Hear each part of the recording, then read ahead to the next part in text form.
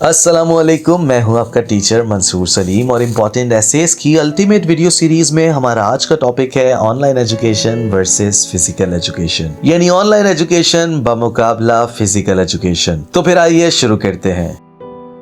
The debate between online education and physical education has been ongoing for several years. Online education और physical education के दरमियान बहस कई सालों से जारी है। Both modes of learning have their advantages and disadvantages. इन दोनों तालीमी निज़ाम के अपने अपने फ़वाइद और नुकसानात हैं। Before reaching a conclusion about which system is better and more productive, ये तय करने से पहले कि कौन सा निज़ाम ज़्यादा बेहतर और कारआमद है, Students must weigh the benefits and drawbacks of both systems. तलबा को चाहिए कि वो दोनों निज़ामों की खूबियों और खामियों का अच्छी तरह जायजा लें, so that they can have a better stance on this subject, ताकि वो इस मौजू पर ज़्यादा बेहतर मौक़िफ़ कायम कर सकें।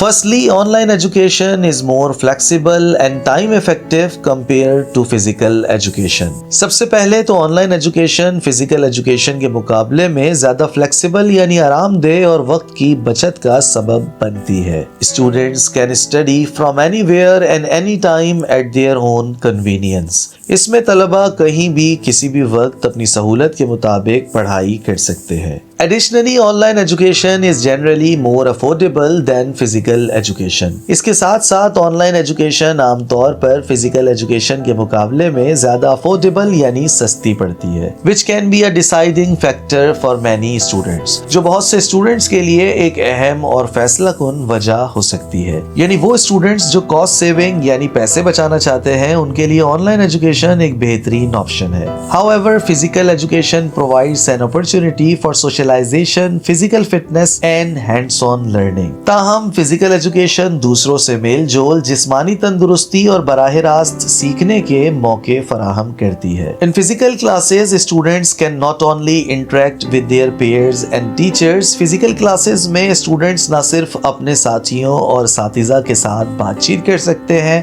but also develop their interpersonal skills by participating in group activities. बल्कि ग्रुप एक्टिविटीज में हिस्सा लेकर अपनी बाहिमी महारतों मसलन खुद एतमादी, बोलचाल, हमदर्दी, दूसरों से मेल जोल, जज्बाती जहानत और हालात से मुकाबला करने की सलाहियत को भी फरोग दे सकते हैं। Physical education also promotes physical fitness, which is essential for a healthy lifestyle. Physical education जिस्मानी तंदुरुस्ती को भी फरोग देती है, जो कि सेहतमंद तर्ज जिंदगी के लिए निहायत जरूरी है। Furthermore, online education offers a wider range of courses and allows students to learn from experts from around the world. मजीद ये कि ऑनलाइन एजुकेशन मुख्तलिफ तरह के कोर्सेज की एक रेंज पेश करती है और स्टूडेंट्स को दुनिया भर के माहिरीन से तालीम हासिल करने का मौका फराहम करती है।